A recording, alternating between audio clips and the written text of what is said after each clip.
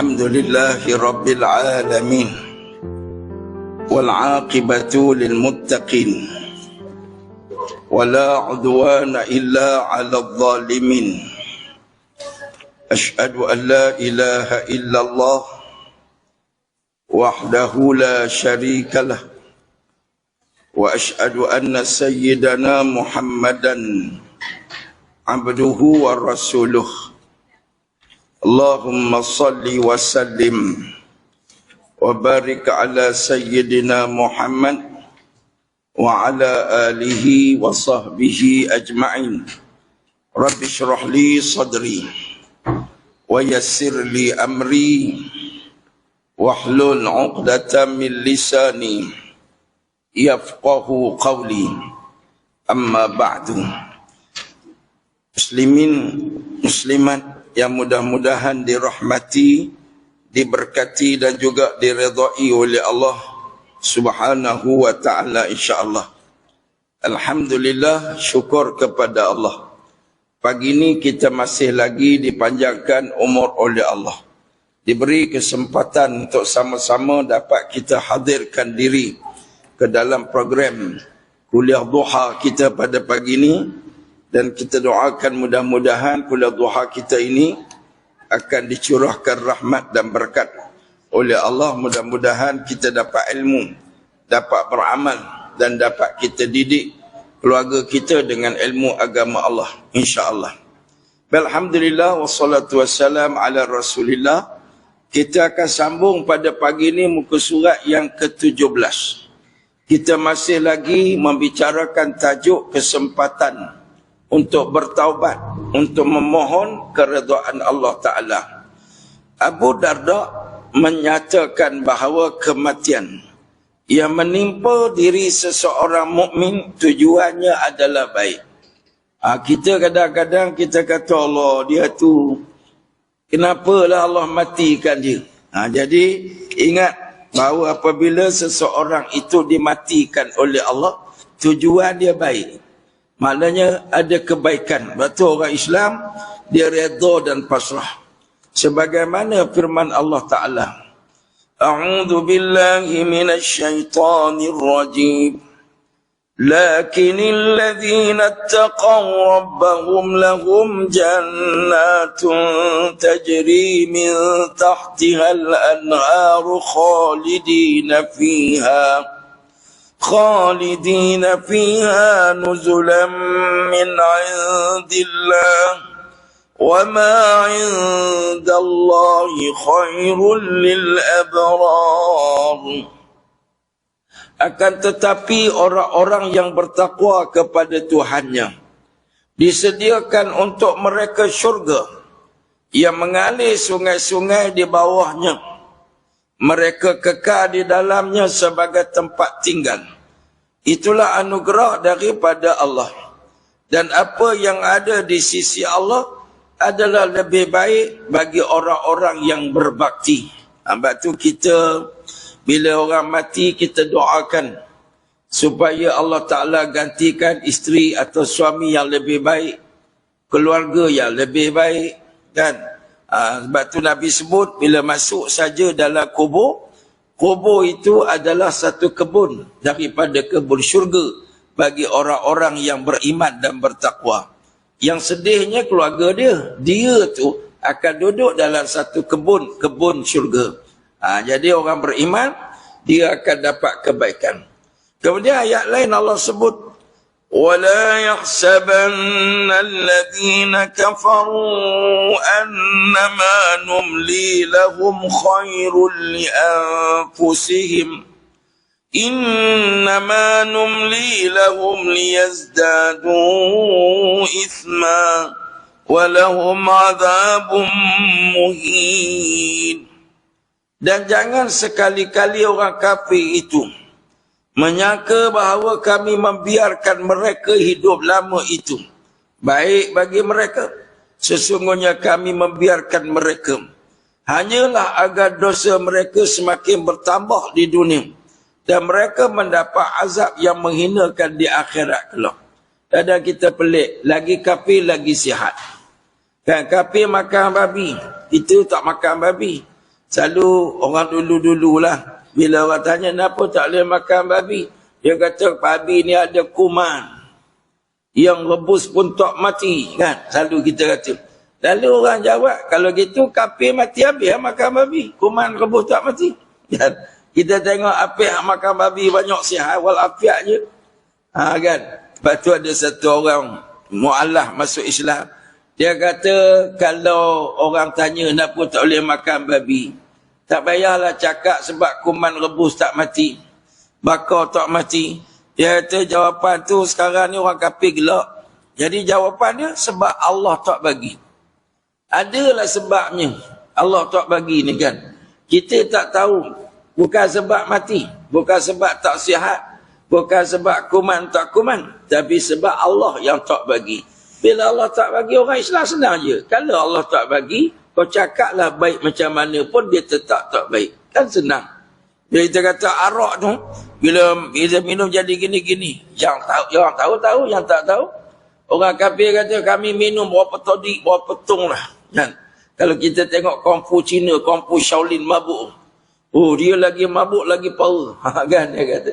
Kita kata minum ni, dia kata minum ni kalah. Dia kata dia kalau nak lawan lagi menang, kena bagi todi kan. Kita kata arak ni tak boleh sebab apa? Sebab Allah tak bagi sudah. Kau sihat ke, kau tak sihat ke, Allah tak bagi. Senang kan? Allahumma salli ala sayyidina Muhammad. Itulah. Dan kadang ada orang kafir, kaya raya. Kita bercemburu kat dia. Jangan ingat Allah bagi dia umur panjang, sihat, walafiat. Macam-macam dapat. Allah sayang tak? Allah nak bagi longguk dosa.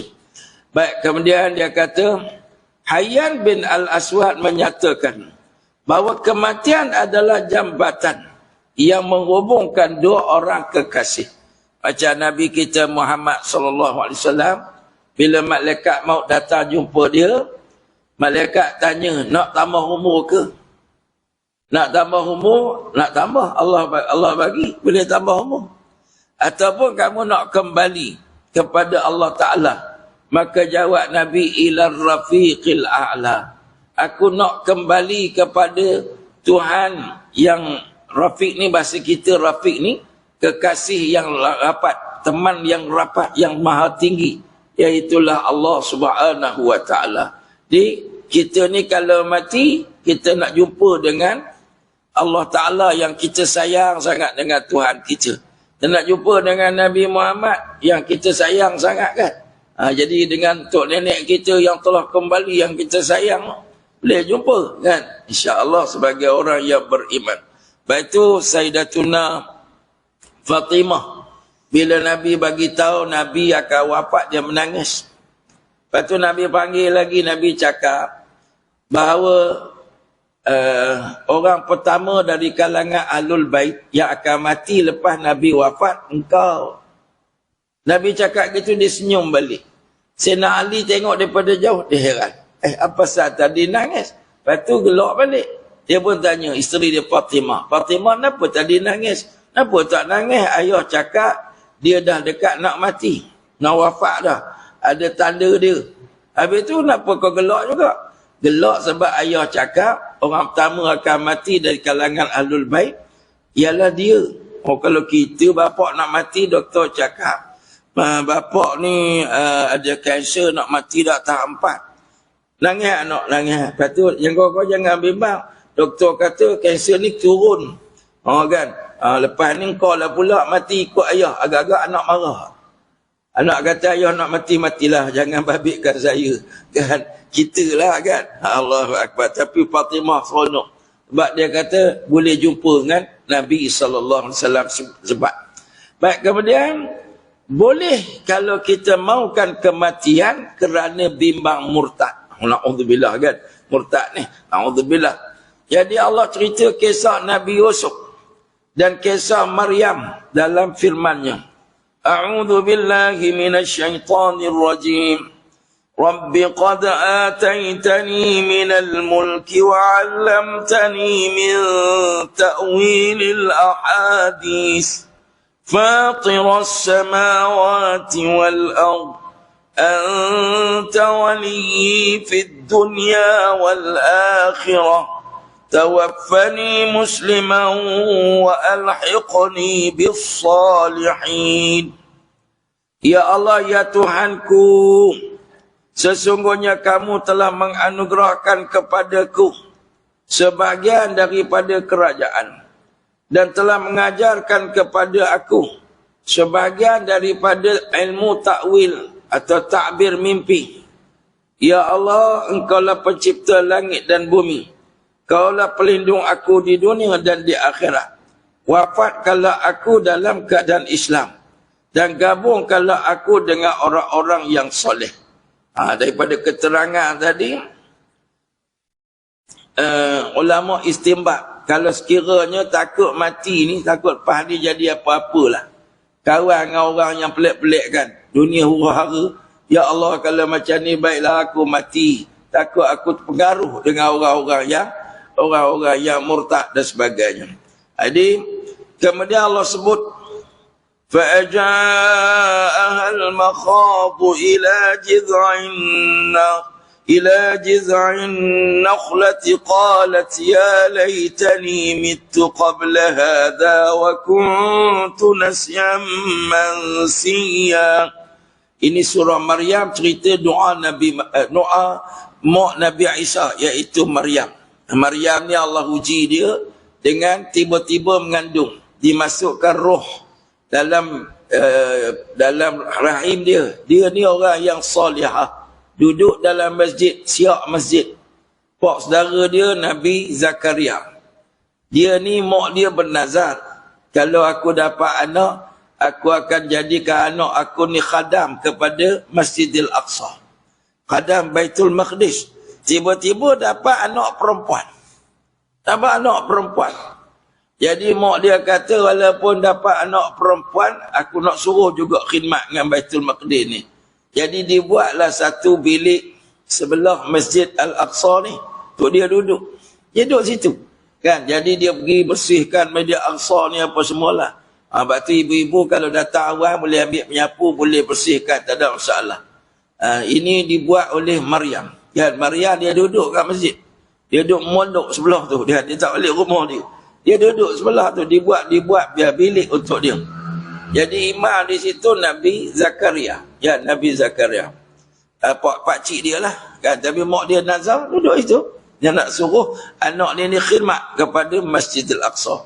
Zaman Nabi dulu, kalau hari Jumaat, yang menghafal tika semua orang perempuan. Orang perempuan dulu-dululah kan. Zaman Nabi dulu, solat Jumaat laki-laki. Tapi lepas subuh waktu duha tu, orang perempuan pakat bawa tika masing-masing. Anyam. Kan dulu-dulu mana ada kapet. Orang nak solat di Masjid Nabawi tu, orang perempuan bawa tika dari rumah datang petang. Supaya suami anak-anak boleh sembahyang. Kan tu hebat orang perempuan zaman Nabi.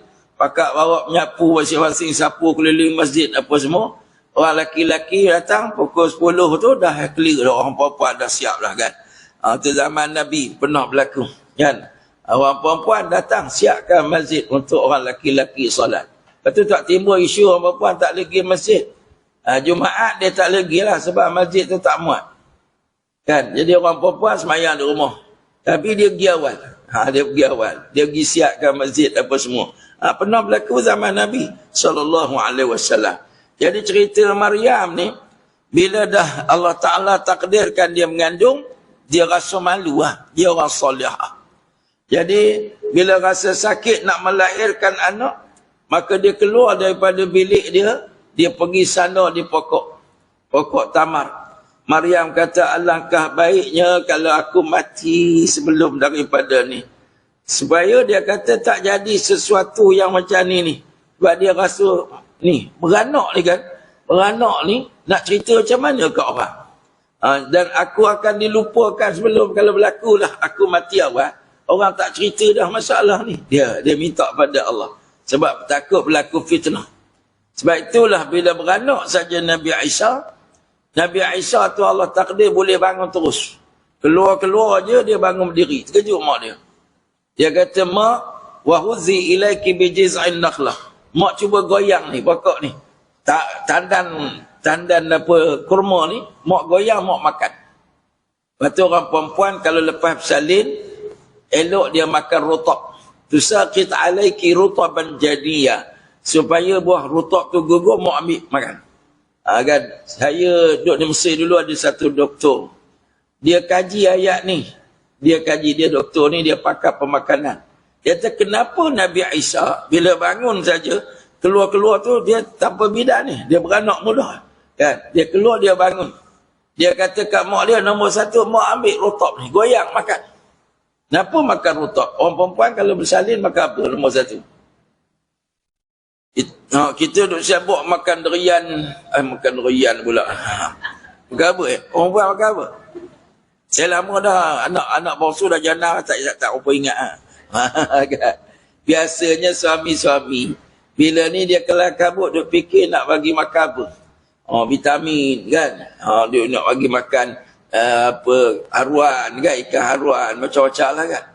Tapi sebenarnya kalau ikut ayat Quran dan ikut sunnahnya, makan rotab, ambil tamar, atau kalau tak ada rotab, tamar. Rotab ni kurma yang masih basah, kan? Sebab di situ ada tenaga glukos segera. Lepas tu buka puasa makan rotab. Nabi kata kalau ada rotab, ambil rotab dulu. Kita pernah letih makan rotab dulu kan. Tapi kalau tak ada rotab, baru tamar.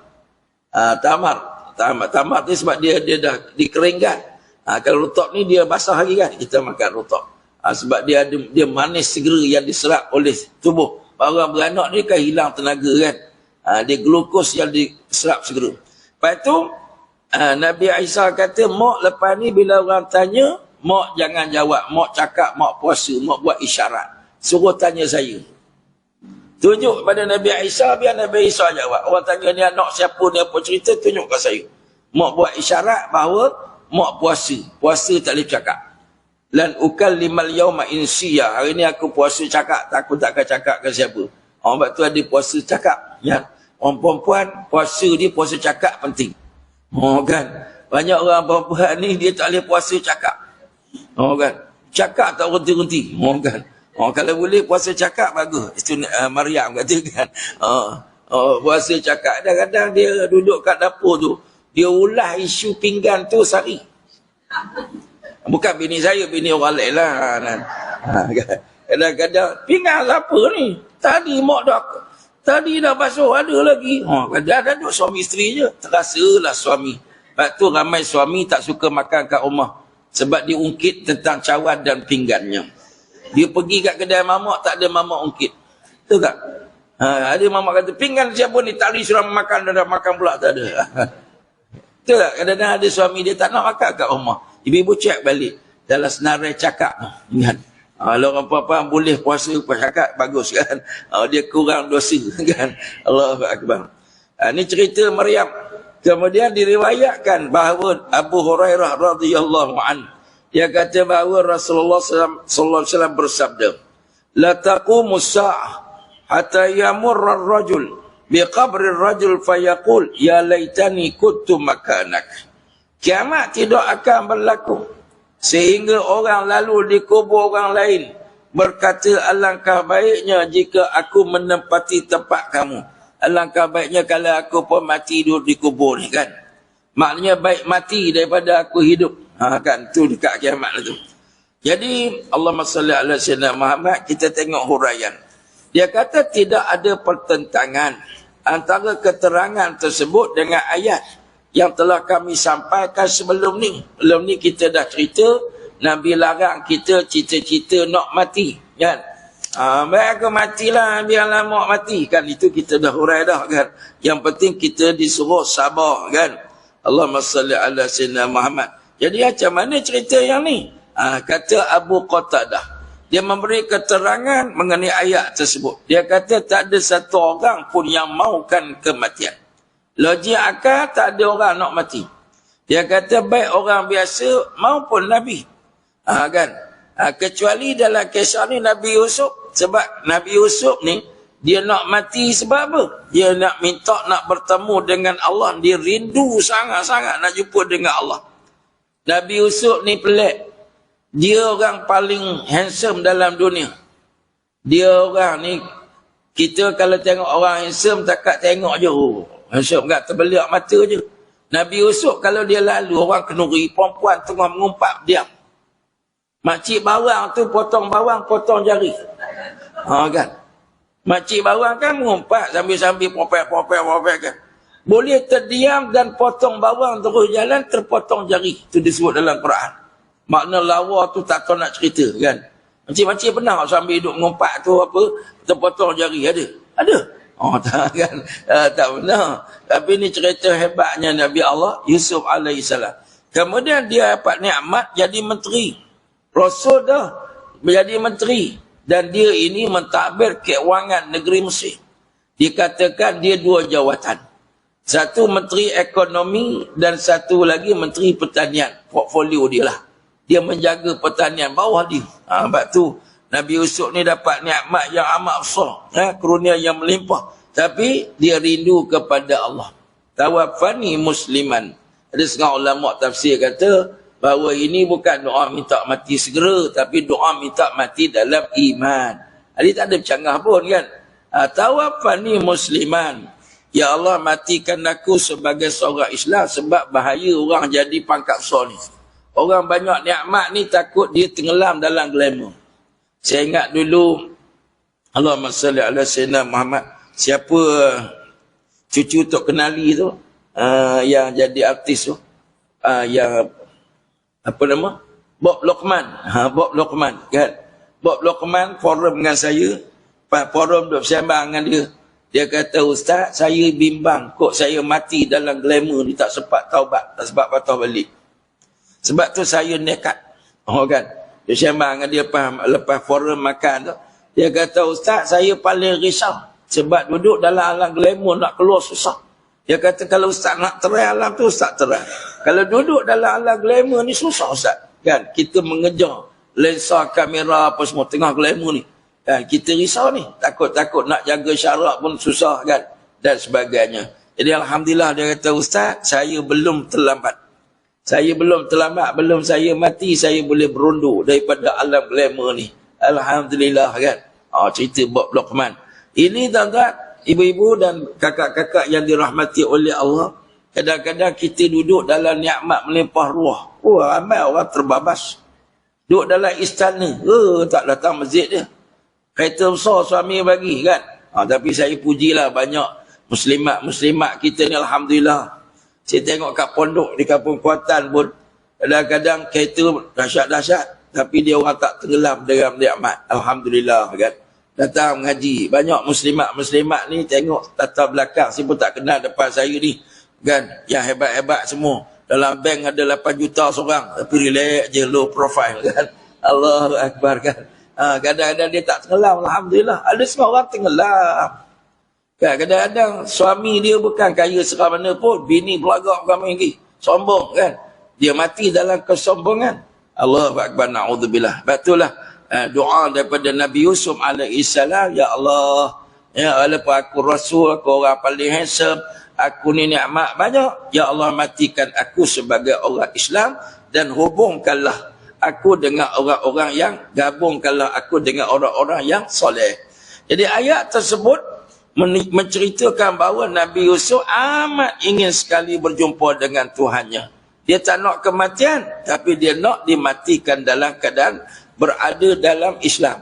Dia memang dah meluk Islam dah. Tapi dia nak mati dalam Islam, istiqamah. Maksudnya dia nak mati dalam keadaan Islam. Inilah pendapat yang dipilih oleh kebanyakan ahli tafsir. Baik. Jadi Maryam pula, kenapa dia nak minta kalau boleh aku matilah sebelum beranak ni? Kan? Dia ada, ikut para ahli tafsir ni, ada dua pendapat. Yang pertama, dia takut kalau orang buruk sangka. Serta memburuk-burukkannya sehingga jadi fitnah. Bukan takat untuk diri dia, mak dia dan pakcik dia, Nabi Zakaria. Allah risau dia beranak kan. Allahu Akbar. Itu yang dia risau, kerisauan dia. Macam mana nak cakap kat orang? Orang kita ni mudah sangat sebar berita kan. Zaman dulu nasib baiklah tak ada WhatsApp group. Kan? Nasib baiklah tak ada viral-viral. Tapi viral mulut ke mulut pun tak tahan kita. Kan? Itu macam mana nak berhadapan. Kemudian yang kedua, agar kaumnya tidak menuduhnya melakukan pembohongan serta kemaksiatan zina. yang boleh membawa malapetaka bagi kaum tersebut. Qazaf. Kita tuduh orang berzina, kita kena sebat sebanyak 80 rotan. Tuduh orang berzina kan? Allahu Akbar. Jadi macam isu baru ni, apa nama, Sabri Yunus kahwin dengan Angelina kan? Angelina. Ramai orang tanya apa hukum. Kan? Ramai orang tanya apa hukum. Dia dalam mazhab Syafi'i ada dua qaul. Yang muktamad dalam mazhab Syafi'i mesti sebut aku terima akan nikahnya. Qabiltu nikahaha. Qabiltu nikahaha. Aku terima akan nikahnya. Atau aku redha dengan nikahnya. Dua perkataan. Dan ada satu qaul lagi, qaul yang tak muktamad lah, mana tak ramai yang berpandangan gitu. Iaitu sah. Qabiltu. Sah. Aku terima, cukup. Sebab dalam akad yang sama. Dia ijab qabul ni, aku nikah akan nikah kan? Dengan sebut nama perempuan dengan mas kahwin ni. Saya terima. Saya terima. Maksudnya dia terima tu terima yang tadilah ijab qabul. Maka qaul yang kedua ini kata sah. Dan jumhur ulama mazhab Maliki, Hanafi, Hambali semua kata sah. Maknanya majoriti ulama umat Islam kata sah. Jadi kalau kita nak ukur macam mana? Kita kata ulama majoriti kata sah lah. Cuma yang elok nak mengelakkan kontroversi, sebutlah aku terima akan nikahnya. Tapi kita kena faham lah, kadang-kadang orang kahwin. Tak apa orang kahwin lepas 16 tahun bini tak ada kan. Lama. Dia mesti ada gemuruhnya. Lepas tu kalau kita di kampung, biasa tu imam akan suruh ulang balik kan. Tapi pandangan fiqh lah. Jadi ada semua orang kata nak ulang balik apa dah sah pada pandangan mazhab yang lain dan sebagian ulama mazhab Syafi'i. Kita terimam kampung sebab tak live. Bila tak buat live jadi senang ulang. Senang ulang dia, tapi bagusnya kontroversi tu menyebabkan semua orang buka kitab balik. Yang tak bagusnya ialah ada orang dia terus hukum tak sah zina. Ni tak bagus. Kan? Sebab apa? Sebab takkan kita nak kata jumhur ulama dan sebagian ulama mazhab Syafi'i itu menghalalkan zina. Tak boleh kan? Menunjukkan bahawa itu kontroversi daripada sudut undang-undangnya kan. Daripada sudut ni, macam mana nak buat? Batu lafaz tu sepatutnya yang sempurna lah. Tapi ada orang nak akad nikah ni dia gemuruh. Saya dulu pun bila nak akad nikah, Tok Imam tanya, rukun nikah berapa perkara? Saya kata, Tok Imam saya tanya rukun negara, saya tak jawab ni. Saya cakap gitu, kata imam kampung saya, sebab saya kahwin kampung saya. Isteri saya sekampung kan. Saya kata imam, tak payah tanya lah bang oi kan. Kebetulan saudara saya juga Tok Imam. Abang tak payah tanyalah, rukun negara pun saya tak jawab ni. Akad nikah je lah. Okey lah. Kita balik Mesir bawa ijazah, honors tanya rukun nikah berapa perkara. Tak boleh jawab. Nak cerita tak boleh jawab. Hari itu tanya rukun negara pun tak ingat. Kan? Betul tak? Tanya rukun nikah, tak lagi teruk tanya rukun sembahyang. Lagi tak boleh jawab kan? Sebab apa? Sebab fokus kita lain. Aku terimakan nikahnya kan. Sabri Yunus tu pelakon punya lama. Gagap dia kan. Ceritanya. Jadi sebab itulah nikah ni bagi saya lah sebenarnya. Kalau nak bagi tak kontroversi senang je. Okey, ajar dulu. Lepas tu Tok Imam kampung ajar dulu. Okey, ni kita bagi elok daripada ada konflik. Kalau kau sebut radhi tu, qabil tu, aku terima dah sah bagi mazhab jumhur ulama kan. Tapi Malaysia ni orang mazhab Syafi'i ramai Tok Imam ni takut dia kontroversi. Kau sebutlah aku terima akan nikahnya. Ulang 3 kali. Aku terima akan nikahnya sebelum akad kan. Dia biasa macam tu Tok Imam kampung. Itu orang panggil apa? Diplomasi supaya tidak timbul kontroversi. Kan. Itulah. Tapi dah benda nak jadi, buat macam mana? Jadi kita ni, kalaulah orang tanya, kita kata sah pada mazhab yang dia pilih lah. Sah pada jumhur, sah. Buat apa nak kontroversi ya? Kan. Jadi macam ada orang kata tu memang dia pandangan mazhab dia. Yang dia belajar gitu. Kita dah, bagi saya senang je. Mufti-mufti Malaysia lah yang layak buat keputusan kan. Jadi kita ni dalam fiqh kita belajar, ada satu qaul dalam mazhab Syafi'i yang sah. Okey lah tu. Jadi jangan kontroversikan. Jadi isu dia kalau kita kata zina tu, kalau sebut zina kamu kena sebat 80 otak. Tak pasal-pasal kan. Itu isu-isu lah. Saya lah berpandangan gitu. Jangan pula kita condemn orang yang kata tak sah dan orang yang kata sah pada mazhab dia hurai. Mengikut mazhab Syafi'i kebanyakannya tak boleh. Nak akad nikah mesti sebut. Itu hurai kan. Dia tak kata. Jadi ada satu qaul yang kata boleh. Kan jawab itu lah kan. Itu ustaz-ustaz ni. Ada orang tahu, ustaz apa peranan? Saya kata peranan kami menerangkan hukum. Bukan menghukum. Hukum ni kerja mahkamah. Jadi mahkamah syariah lah yang akan kata sah ke tak sah ni. Tapi kita kata dalam pandangan mazhab jumhur ulama sah. Satu qaul mazhab Syafi'i sah. Jadi saya pun tak tahulah di mahkamah kata macam mana. Tapi kalau berlaku gitu, kalau dia bersama okey. Tak ada masalah. Sebab mazhab kan, akad nikah dah ada saksi kiri kanan, dah ada akad nikah dan lafaz ijab qabulnya ada. Kan? Jadi kita jangan cari hak yang menyatakan tak sah tu semua. Dah kita gali memang kita nak berhukum tak boleh. Sebab adil macam zakat. Ibu-ibu keluar zakat dengan duit tak sah ikut pandangan mazhab Syafi'i. Ada ibu-ibu keluar dengan beras, tak ada kan? Tak ada. Habis tu selama ni tak pernah keluar zakat. Kita kata pandangan dalam mazhab Syafi'i sekarang sah. Itu zaman dulu kan. Sekarang ni mufti-mufti mazhab Syafi'i sepakat menyatakan bayar dengan duit. Jadi nak pakai dulu kan sekarang? Sekarang lah. Jadi apa hukum? Hukum sah. Jangan pula gacaunya makcik nak kena qada lama kan. Jangan keras sangat kan. Kita yang sebenarnya mazhab fiqh Syafi'i semasa kan. Jangan kita ni bukan macam orang pergi Mekah. Orang pergi Mekah. Sentuh laki-laki perempuan ketika tawaf membatalkan wuduk. Kan? Jadi ulama mazhab Syafi'i ada satu qaul lagi. Qaul ni menyatakan bahawa kalau sekiranya berlaku pencampuran amai kan, maka orang yang menyentuh batal, orang yang disentuh tak batal. Qaul tu. Kan? Ulama lain kata itu ada khilaf. Ada yang kata sentuh suami isteri tak batal. Tak batal kalau tak ada syahwat. Itu mazhab lain. Mazhab kita Syafi'i sentuh suami isteri batal. Sentuh orang lain pun batal. Tetapi dalam darurat, kat Mekah ni terang darurat. Saya pernah try tau. Saya kata, apa susah sangat nak ambil wuduk. Saya sebut gitu je. Kalau sentuh ambil lah wuduk kan. Saya masuk aja. Belum tawaf ada orang pegang bau saya. Ada orang India pijak kaki saya. Ya Allah kan.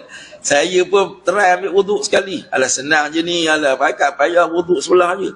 Masuk kali kedua nak tawaf, ada India pijak kaki saya pula. India kan tak pakai stokin. Mazhab Hanafi boleh tengok kaki. Kan? Lepas tu dia sentuh bau pula. Afrika mana pula tepuk bau. Dia kalau dia tawaf, dia langgar kita, dia tepuk bau. Bau kita tepuk kak. Astagfirullahaladzim, saya kata, fiqh ni luas. Ya Allah, aku pakailah fiqh mazhab Syafi'i ni kan.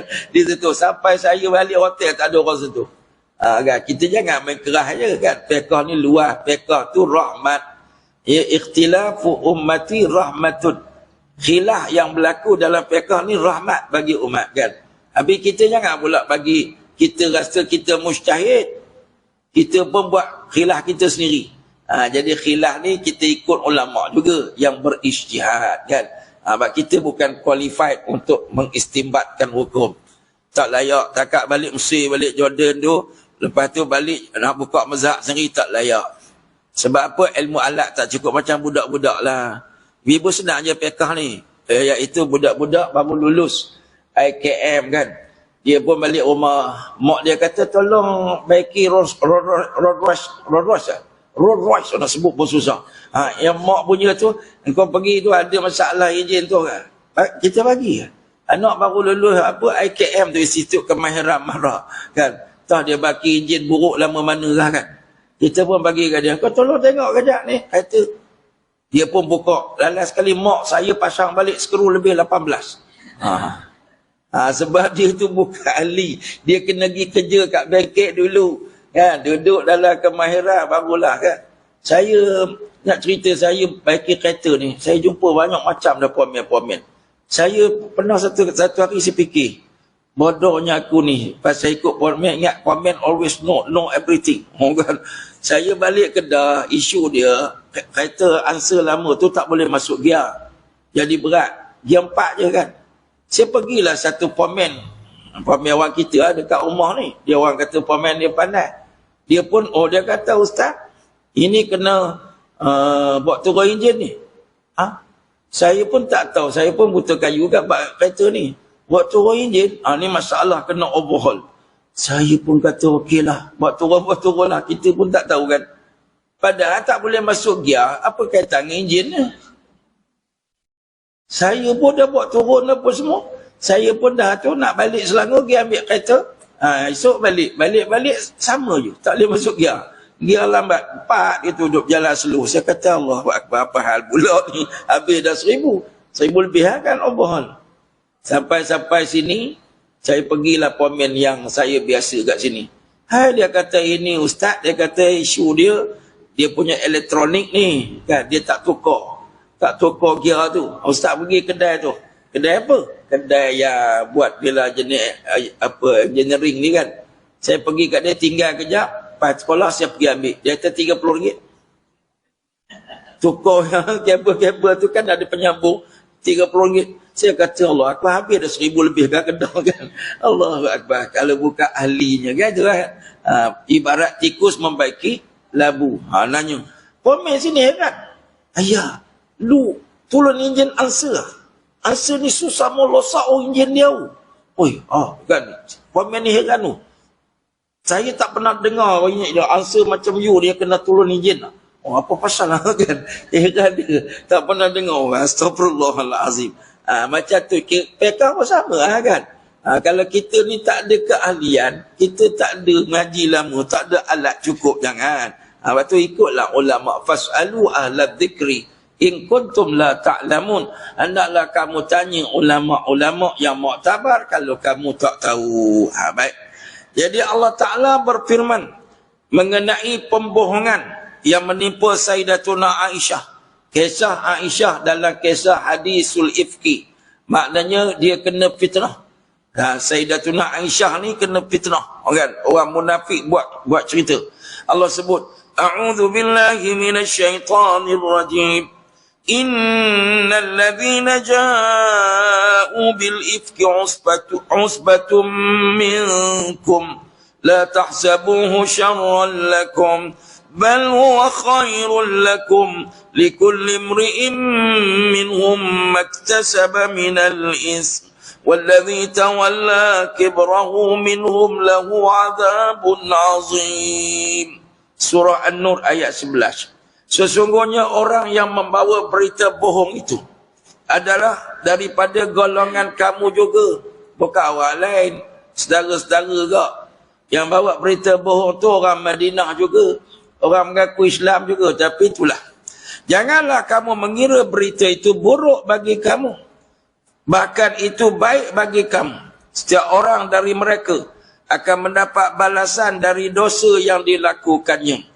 Dan barang siapa di antara mereka yang mengambil bahagian terbesar, yakni dari dosa yang dilakukannya, dia akan mendapat azab yang besar pula. Allahu Akbar. Ini cerita bila hadisul ifki atau fitnah yang berleluasa ni, kita nampak menyedihkan. Kita lah orang viral kisah kita kan.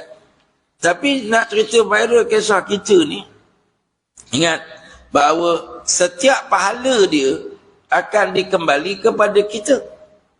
Itu kebaikan orang kena fitnah ni, memang stres. Orang fitnah kita, kita stres. Teruk kita kena kan. Tapi pahala kita dapat. Akhirat besok, salah satu golongan muflis siapa? Orang yang bawa pahala. Solat ada kata Nabi. Ada zakat ada. Buat sedekah pun ada. Tapi dia banyak fitnah orang. Maka dia banyak menzalimi orang lain. Dia ambil pahala dia dan dimasukkan dalam akaun orang yang dia fitnah. Sampai akhirnya habis dah pahala, dia ambil dosa orang tu masuk dalam dosa dia. Maka dia pun dicampakkan ke dalam neraka. Ini muflis pada hari akhirat. Jadi siapa rugi? Kita ingat kita untung. Kita dah jatuhkan dia di akhir zaman ni.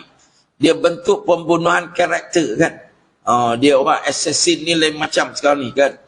Dia nak bunuh karakter orang, nak bunuh populariti orang. Kadang-kadang dia banyak buat fitnah. Fitnah. Jadi orang munafik nak jatuhkan Nabi. Cara nak fitnah Nabi tak jalan. Jadi kalau jatuhkan cerita Nabi gitu gini tak boleh buat. Kan semua orang kenal Nabi, mukjizat. Akhirnya jatuhkan orang keliling Nabi. Jadi dia serang isteri Nabi, Sayyidatuna Aisyah. Sayyidatuna Aisyah ni satu hari dia ikut Nabi dalam rombongan. Orang perempuan kalau ikut rombongan dulu, dia duduk dalam sekeduk, tahu sekeduk. Unta yang ada kemah. Tu dia panggil sekeduk. Setiap rombongan perempuan ni dia duduk dalam unta. Unta tu sekeduk tu lah. Jadi orang tak tahu ada ke tak ada. Dan unta ni akan dituntun oleh satu orang. Orang laki-laki lah yang duduk di kepala tu kan. Jadi yang perempuan ni grup dia jalan dengan unta ni. Jadi satu hari dalam perjalanan tu Sayyidatuna Aisyah ni dia nak kencing. Jadi dia suruhlah orang yang bawa dia tu berhenti kan. Jadi dia turun pergilah dulu kalau nak kencing kat padang pasir ni. Susah ni nak pergi kan. Jadi kena bawa kain, pacak kayu kan kencing situ. Jadi masa nak berjalan tu, jatuh ni. Lantai dia jatuh. Jadi dia pun dalam duk cari malam kan, duk cari. Jadi dia orang yang bawa sekeduk tadi dia ingat Sayyidatuna Aisyah dah naik, tapi jatuh dia turun balik. Macam kita selalu tinggal anak kat R&R tu kan.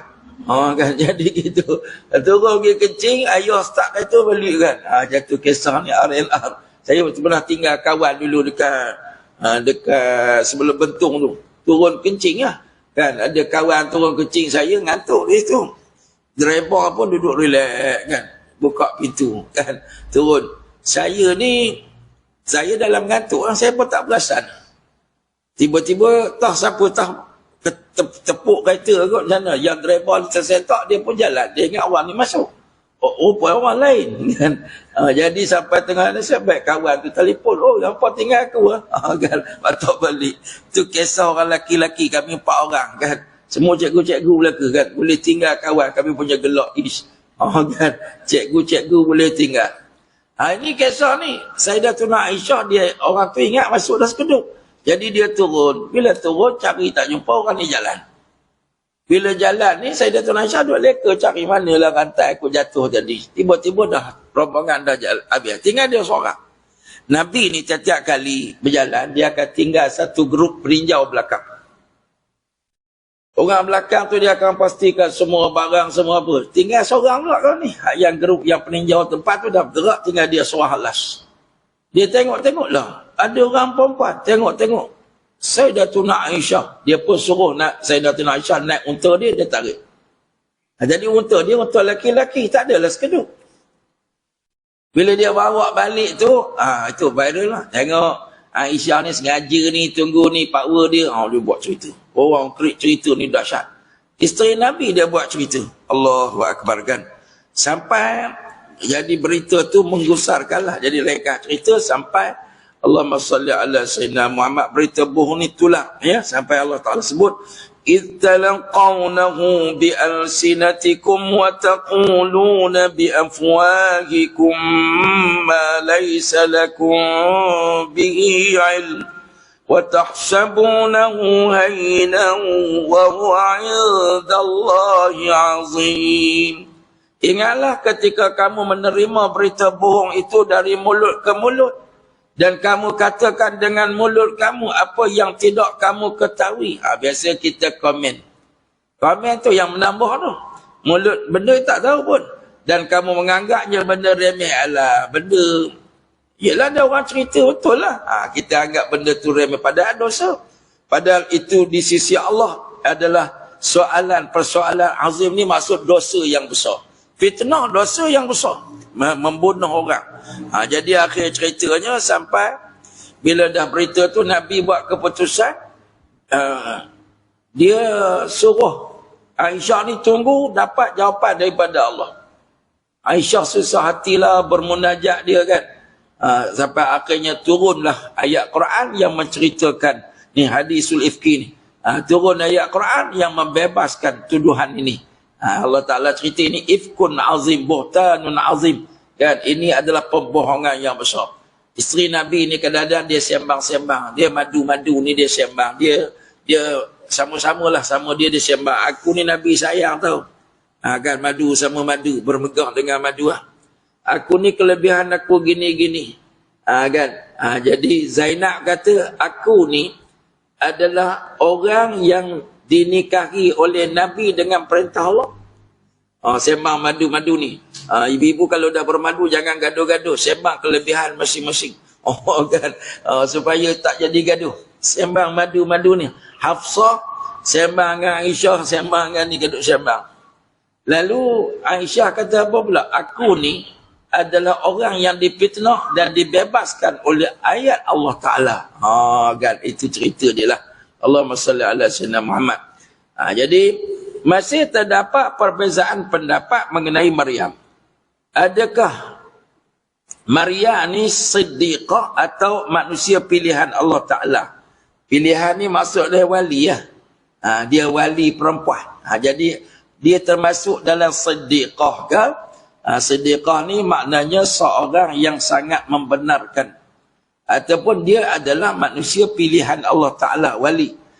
Berdasarkan firman Allah Ta'ala. Mal masihu ibnu Maryam illa rasulun qad khalat min qablihi rusul wa ummuhu siddiqah kana ya'kulani at-ta'am. انظر كيف نبين لهم انظر كيف نبين لهم الآيات ثم انظر أنا يؤفكون. Al-Masih putra Maryam itu hanyalah seorang rasul. Orang kafir beranggapan dia anak Tuhan. Kan? Tuhan tu ada anak, bini dia nama Maryam. Dia kata gitu, ini orang kafir. Jadi Allah Ta'ala bagi tahu bahawa anak Maryam ini iaitulah Nabi Isa Rasul yang sesungguhnya telah berlalu sebelumnya beberapa orang Rasul. Ibu dia adalah wanita yang siddiqah, orang yang sangat benar, yakni beriman yang benar, membenarkan kata-kata Rasul. Jadi kedua-duanya adalah manusia biasa yang memakan makanan. Perhatikan bagaimana kami menjelaskan kepada mereka, ahli-ahli kitab tadi, tanda-tanda kekuasaan kami. Kerana lihatlah bagaimana mereka dipalingkan daripada memerhatikan ayat-ayat kami itu. Jadi itulah kisah Maryam yang siddiqah, dan ada seorang ulama kata dia bukan takat siddiqah, dia juga adalah wali Allah. Kan? Wali Allah ni orang yang sangat dekat dengan Allah Ta'ala. Dia membenarkan dan Allah bagi kat dia karamah lah. Kemudian Allah sebut lagi, فَاتَّخَذَتْ مِنْ دُونِهِمْ حِجَابًا فَأَرْسَلْنَا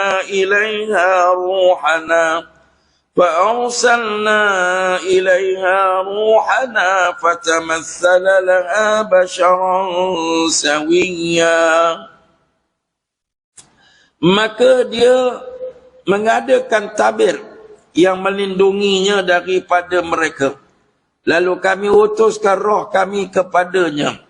Maka dia menjelma di hadapannya dalam bentuk manusia yang sempurna. وَإِذْ قَالَتِ الْمَلَائِكَةُ يَا مَرْيَمُ إِنَّ اللَّهَ اصْطَفَاكِ وَطَهَّرَكِ وَاصْطَفَاكِ عَلَى نِسَاءِ الْعَالَمِينَ.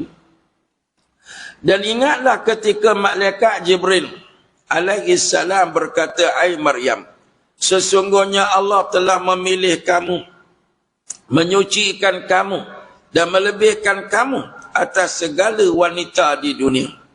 Jadi kita ringkas cerita tentang Maryam ni.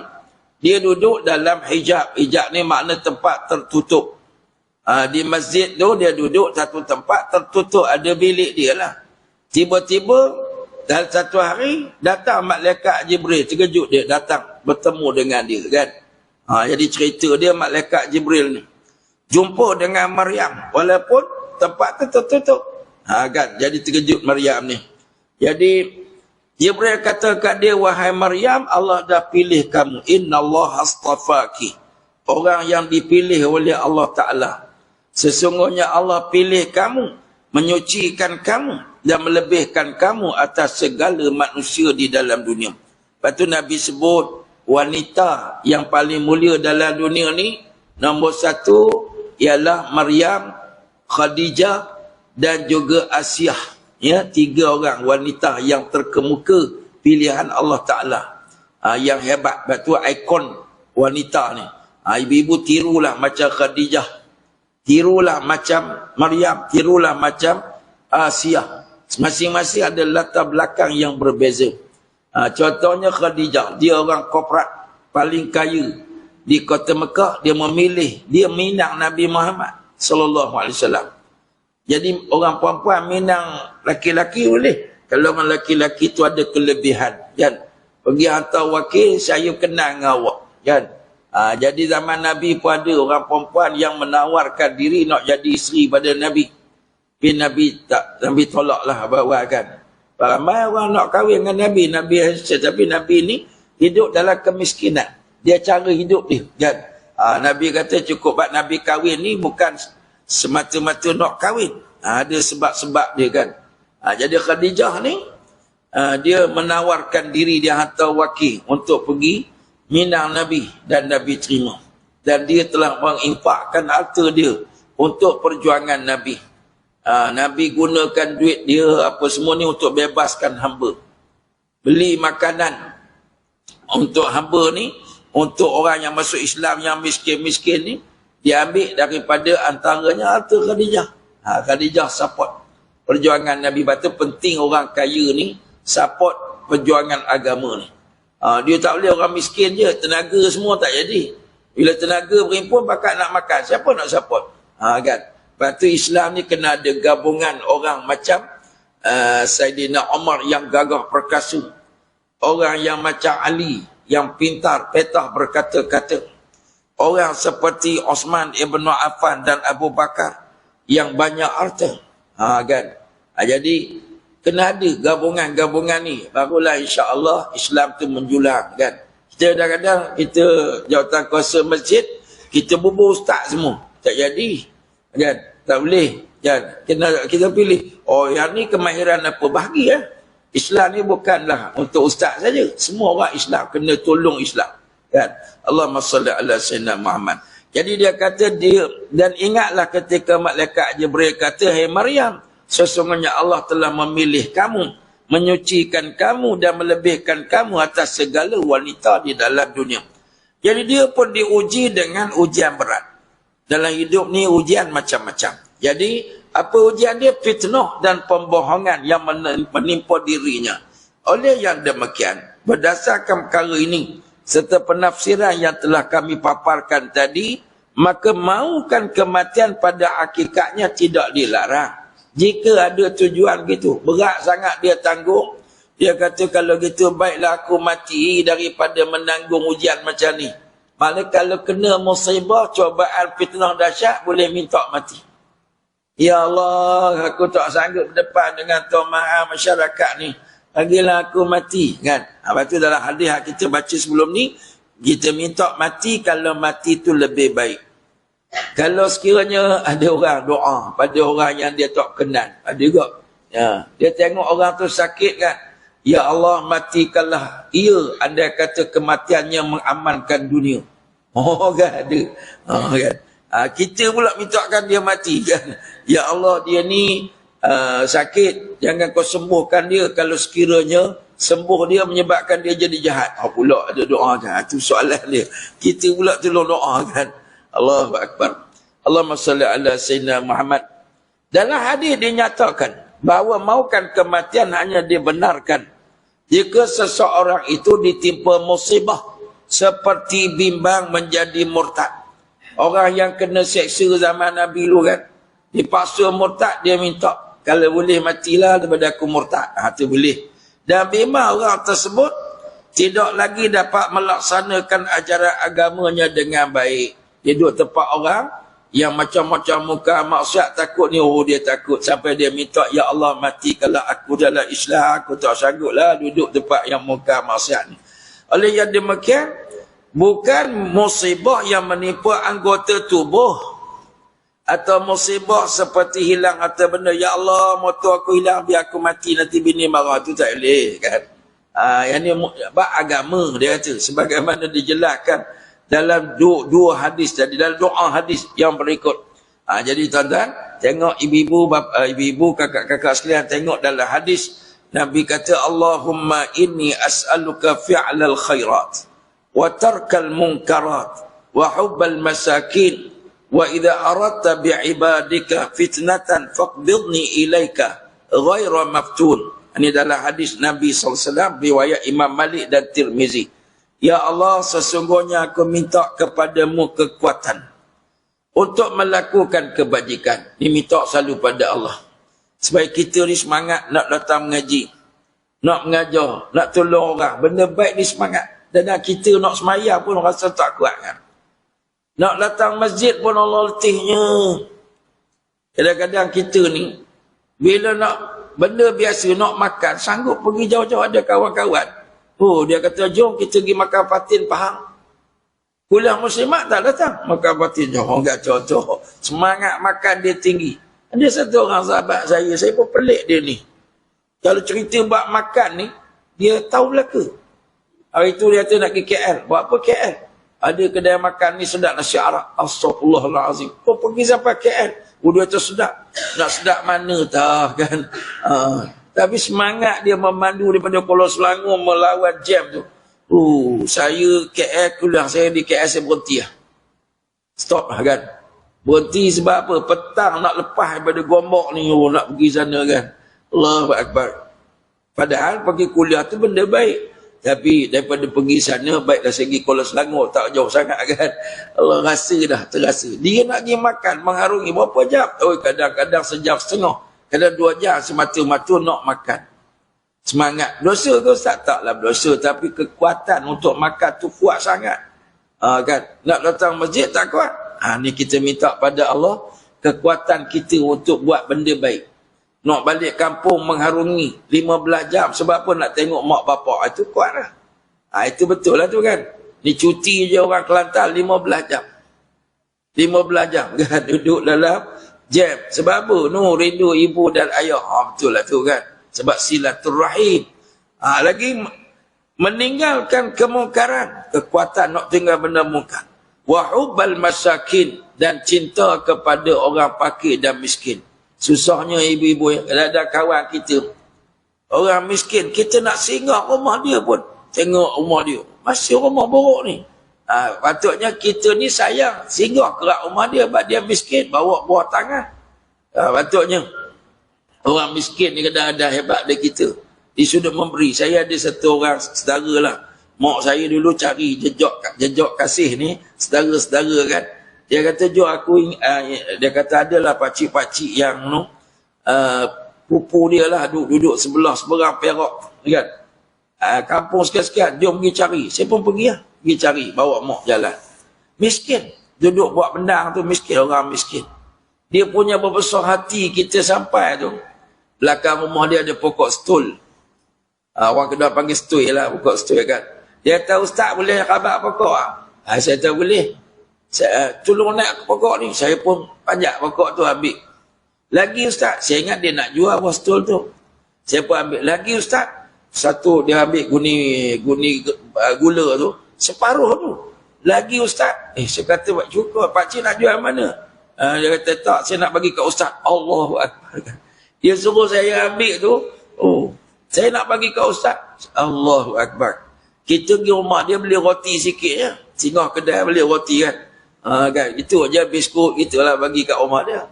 Lepas tu dia pun bila kita nak balik dah tu angkat tu, dia pergi ambil buah cempedak 2 biji besar. Ustaz datang rumah saya nak bagi cempedak pula kan. Dahsyatnya dia seronok. Dia seronok kan. Allahu Akbar, kata dahsyat. Malunya kita orang miskin ni tapi jiwa besar kan. Lepas tu kita nak kena hubbal masakin, kena singgah ziarah, kan, tolong apa yang patut. Wa idza aradta bi'ibadika fitnatan, dan jika engkau mau menimpakan fitnah kepada para hamba-Mu, ambillah nyawaku dalam keadaan bebas daripada fitnah. Maksudnya fitnah ni ujian. Kadang-kadang orang nak buat fitnah kat kita tu ujian kat kita lah. Tapi takkan berlaku melainkan dengan izin Allah. Allah nak uji kita dengan fitnah. Kan? Nak uji kita. Macam Sayyidatuna Aisyah radhiyallahu anha. Orang yang sangat hebat diuji oleh Allah dengan orang fitnah dia. Orang perempuan diuji dengan fitnah lah. Mami jarumnya banyak kan. Ni cobaan. Dia orang baik, orang salihah, tapi Allah uji macam tu. Jadi doa ni Nabi ajar boleh minta kalau sekiranya aku diuji dengan aku pilih nak diuji, maka ambillah nyawa aku ya Allah ketika itu dalam aman dan bebas daripada fitnah. Jadi si ulama kata fitnah ni apa? Iaitu kesesatan. Jangan diuji dengan kesesatan. Agar fitnah di sini bermaksud fitnah yang bawa kepada cobaan, bawa pada akidah. Dalam hadis lain juga dinyatakan bahawa Sayyidina Umar berkata, ini waktu dia lemah, dia tua ni, dia kata, ya Allah, kekuatanku semakin lemah, usiaku makin tua, dan rakyatku sudah meninggalkan aku. Matikanlah aku dalam keadaan banyak melakukan amal kebajikan. Ini doa Sayyidina Umar ni. Kurang 1 bulan lepas tu, nyawa Sayyidina Umar pun diambil oleh Allah. Doanya dimustajabkan oleh Allah. Kan dah tua-tua ni, hadis rawahu Malik. Abu Umar bin Abdul Bir menyatakan dalam buku dia yang berjudul At-Tamhid wal Istizkar daripada Zadan Abu Umar. Daripada Alim Al-Kindi, dia kata satu hari aku duduk-duduk bersama dengan Abul Abbas Al-Ghifari. Dia melihat sekumpulan orang menderita penyakit Titus. Siapa tak tahu Titus ni sakit apa ya? Titus ni tak tahu ya? Penyakit apa tak tahu ya? Lalu dia berkata, wahai penyakit Titus, datanglah kepada aku. Dia mengucapkan 3 kali. Aku kemudian bertanya, mengapa kamu berkata seperti itu? Bukankah Rasulullah SAW bersabda, sesungguhnya setiap kamu dilarang maukan kematian, kerana mati akan menyebabkan amal seseorang terputus sehingga dia tidak dapat lagi melakukan amal soleh, serta meminta keredaan Allah Subhanahu wa taala atas kesalahannya. Ini cerita orang minta sakit. Jadi cerita dia kan. Kita boleh bila orang kena COVID, ya Allah aku pernah COVID, tak boleh. Jangan minta penyakit kan. Jangan minta penyakit. Kita boleh minta kematian atas sebab tadi je nak jaga akidah kita kan. Baik, Abu Abbas berkata, aku mendengar Rasulullah sallallahu alaihi wasallam bersabda, badiru bil mauti sitan imra'atas sufaha. Imrata bukan imra'ah, imra'ah lain. Imra'ah tu makna perempuan. Ni imrah, ataupun dia panggil imrah ni maksudnya diketuai. Bahasa kita ni imarah ni imrah as-sufaha. Wa kasratus syura wa bai'al hukmi wa istighfafan bid-dami wa qati'atar rahimi wa nashwan yattakhiduna al-Qur'an mazamir yuqaddimunahu yughannihim wa in kana aqalla minhum fiqhan. Hadis rawahu Ibnu Abdul Barri. Segeralah menyambut kematian. Maksudnya kamu bersiap-siaplah untuk mati. Siap-siaplah. Maknanya kita kena ready lah. Masa tu dekat dengan kiamat ni. Ketika 6 perkara telah muncul. Iaitu yang pertama, orang yang bodoh menjadi pemerintah. Orang yang tak berti hukum hakam, tak pandai pentadbiran dan sebagainya, inilah orang yang menguasai. Allahu Akbar. Banyak negara dalam negara umat Islam ni, orang yang tak qualified, orang yang soleh, orang yang baik-baik, orang bijak pandai ditangkap, dikurung dan sebagainya. Jadi negara diperintah oleh orang-orang yang jahil dan orang yang bodoh. Dia kata. Kemudian yang keduanya, banyaknya bilangan polis. Poli banyak sangat. Maksudnya negara sudah jadi diktator. Saya duduk kat Mesir tu. Kat Mesir ni, kan. Kalau berlaku apa-apa, perak-perak polis sampai selalu. Kita duduk sembang, kita tak tahu bawah rumah kita kedai kopi polis berlaku. Kan. Di negara Arab tu banyak gitu. Polis yang pakai ni. Saya pergi melawat Fayum, pergi melawat Istana Qarun. Kita ambil satu van, melawat Istana Qarun ni. Jadi sampai-sampai, rupanya masa tu jabatan muzium tutup, tak boleh buka. Tak buka. Jadi kita dah pergi jauh, nak pergi tengok Istana Qarun ni macam mana kan. Jadi driver van kita tu kata tak apa, saya pergi nanti saya tanya. Dia tu tak buka, dia pergi ditunjuk kad kuasa. Apa inspektor? Si Rasul ni, tunjuk. Kawan tu pun, guard tu pakat bawah lagi kan. Okey, boleh masuk. Oh, saya kata dahsyat kita naik kereta dengan inspektor kau ni kan. Oh, dahsyatnya kan. Driver van dia bawa van pelancong ni. Rupanya pegawai polis rupanya. Kan, kita tengok, ya Allah, banyaknya kan. Dia sembang elok kan. Baru-baru ni di Mesir tu dia orang nasihatkan student Malaysia tak boleh terlibat dengan tunjuk perasaan kat sana. Kan, sebab pemerintah Mesir ni dia tak benarkan. Tunjuk perasaan anti-Israel tak boleh kan. Poli banyak sangat kan. Allahu Akbar. Terlampau banyak. Kasrah dia kata kasratus syurat. Syurti banyak sangat. Kemudian wabai al-hukmu.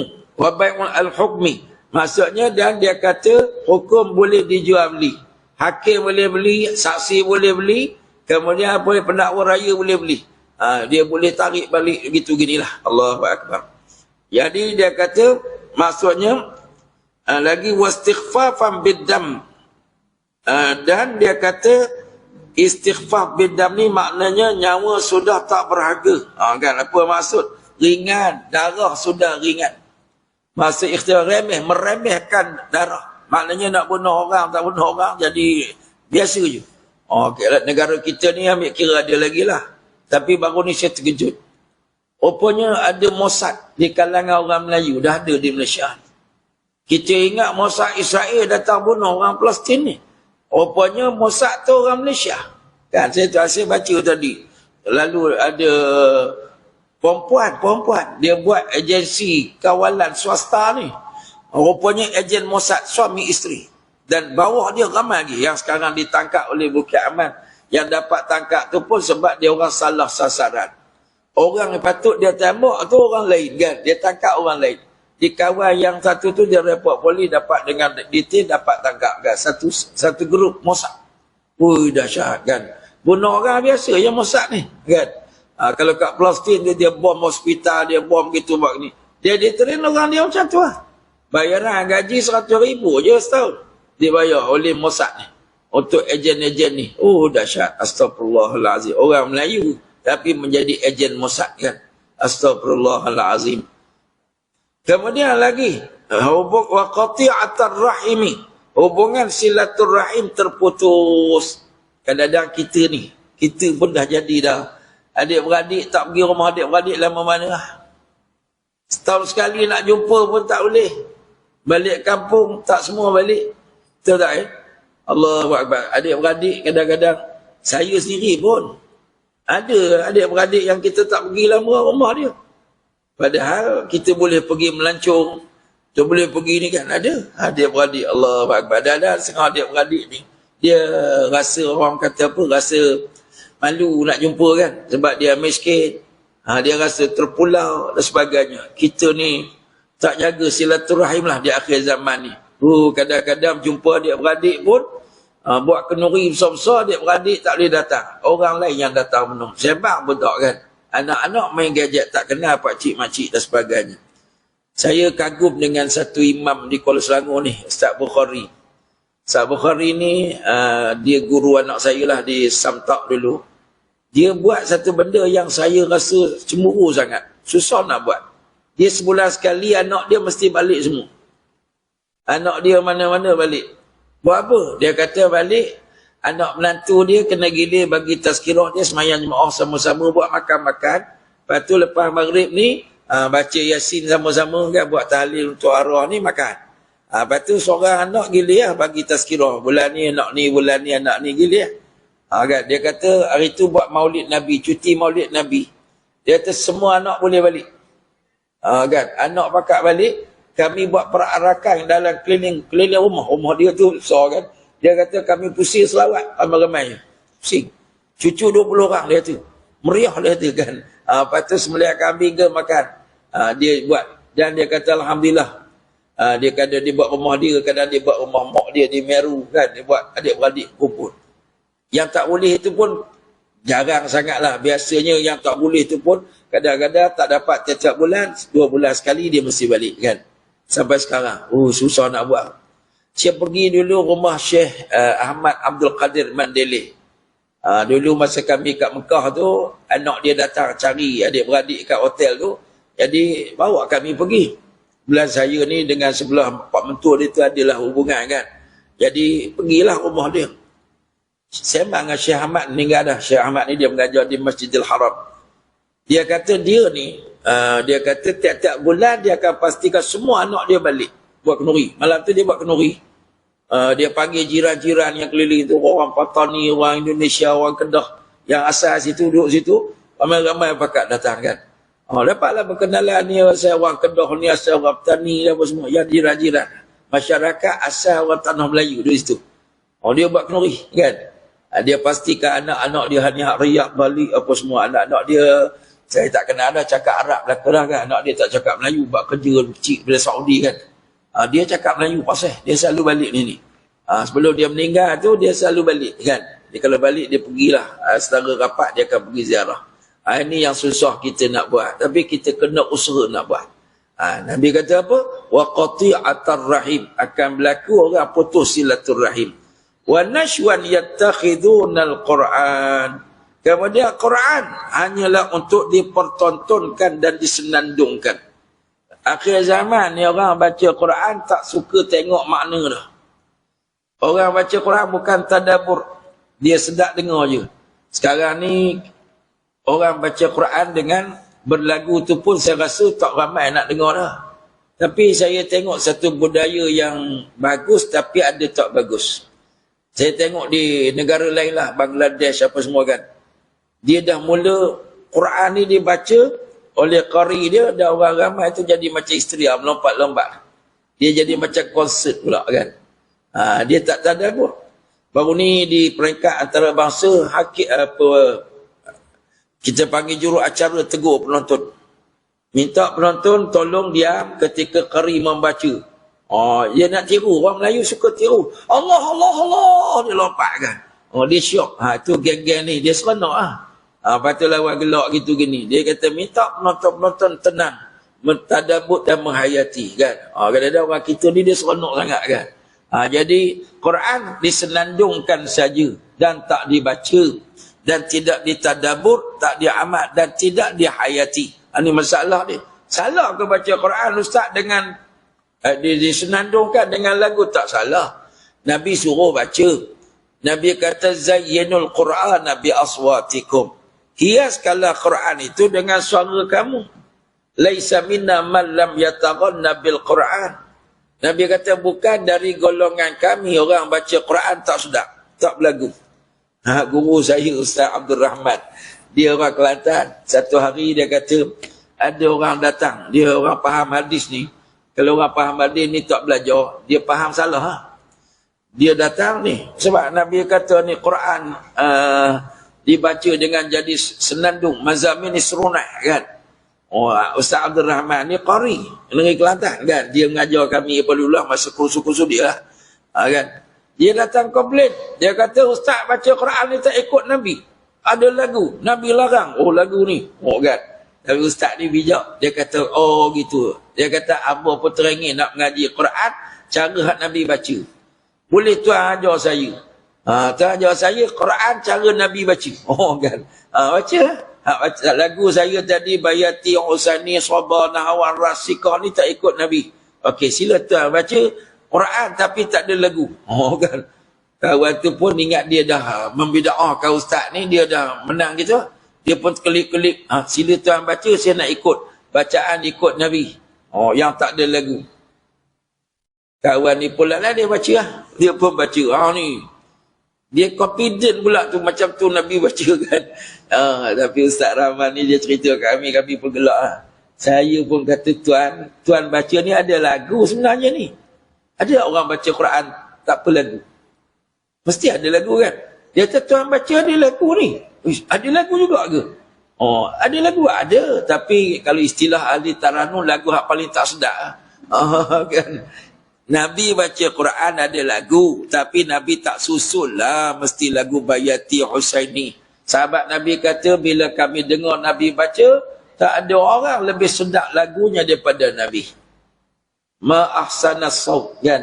Nabi ni bila sahabat dengar ma ahsanas saut, betapa sedapnya suara Nabi ni. Kami ikut Nabi dalam peperangan, Nabi duduk depan naik unta, Nabi baca Quran, kami jalan tak letih. Sedapnya suara Nabi.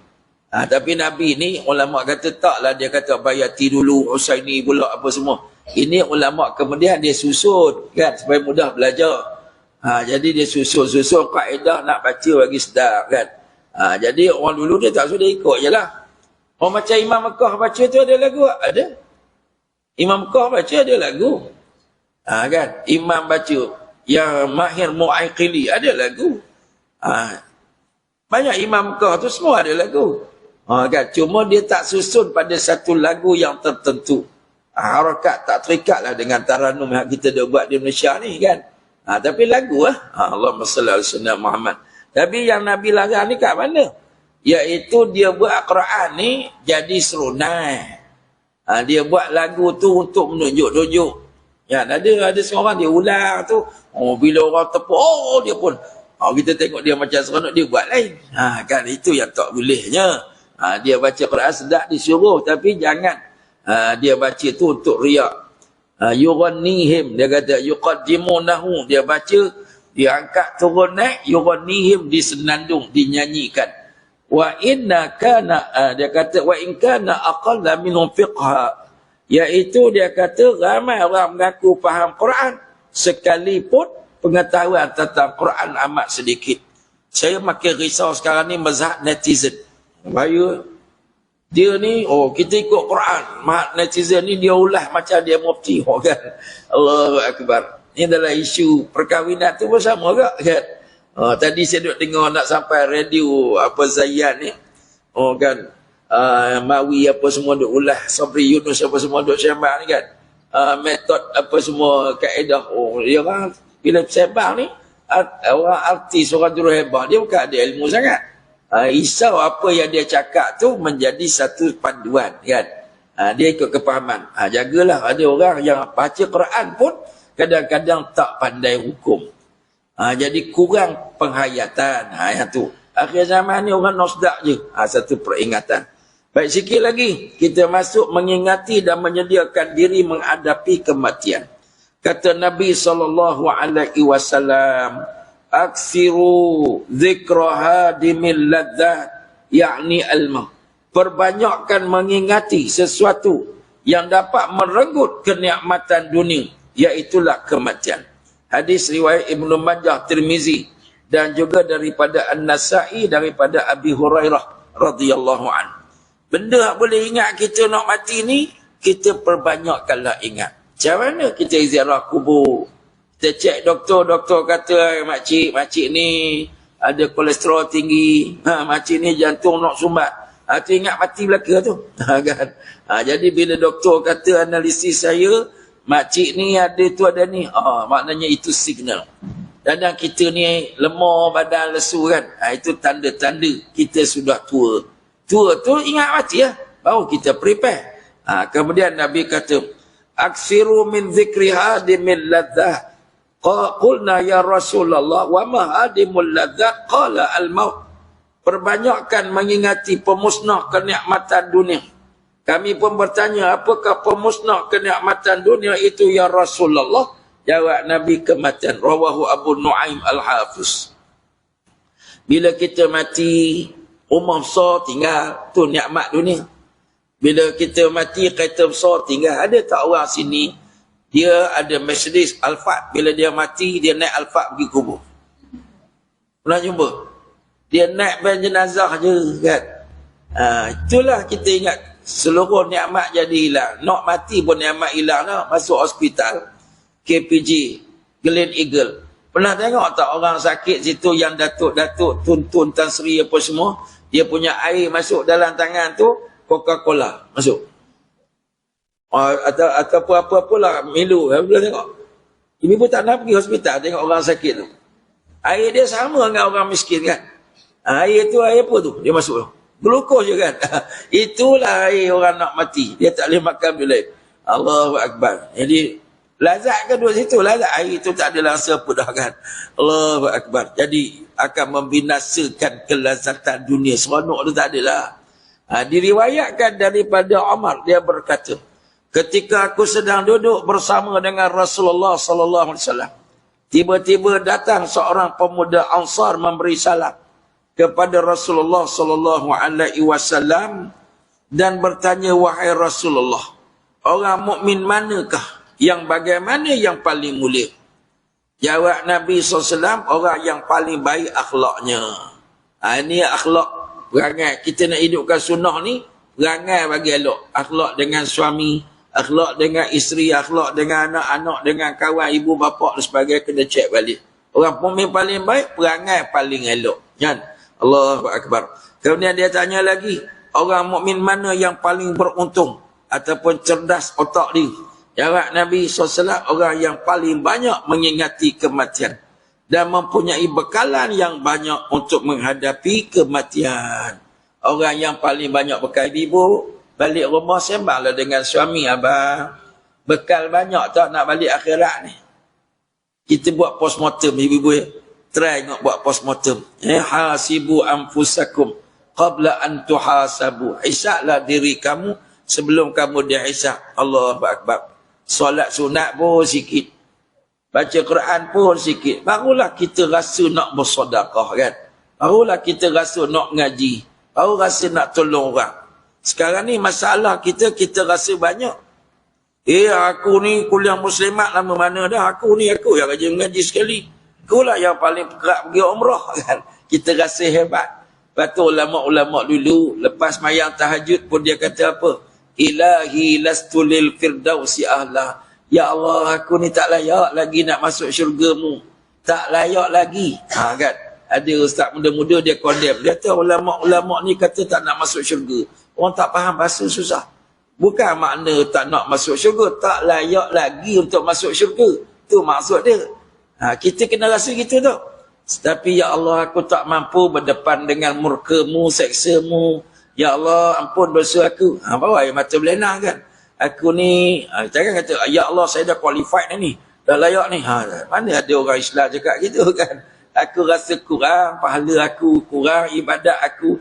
Ya Allah, aku banyak dosa. Kena rasa perasaan ni. Baru jadi berubah kita insyaAllah. Baik, jadi kita berhenti sekadar tu dulu insyaAllah. Kita akan sambung balik cerita yang berkaitan dengan insyaAllah berkaitan dengan mengingati dan mempersiapkan diri menghadapi kematian ini dalam kuliah yang akan datang insyaAllah. Wallahu a'lam. Sikit i'lam macam biasa. Yang pertama,